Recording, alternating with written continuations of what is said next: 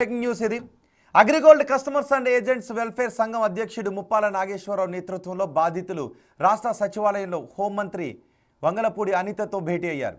బాధితుల సమస్యల పరిష్కారంపై చర్చించారు హోంమంత్రి అనిత. గత ప్రభుత్వం సహాయం చేయడంలో విఫలమైందని, ఆంధ్రప్రదేశ్లో 600 మందికి పైగా బాధితులు ప్రాణాలు తీసుకున్నారు అని ఆవేదన వ్యక్తం చేశారు. బాధితులకు యుద్ధ ప్రాతిపదికన సహాయం చేయాలి అని, స్పెషల్ కోర్ట్ సిట్ ఏర్పాటు చేయాలి అని ముప్పాల నాగేశ్వరరావు కోరారు.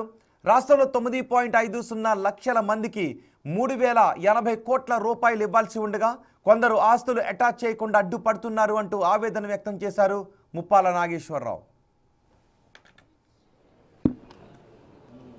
ఈ కంపెనీ కింద 1059 ఎకరాలు ఉంది.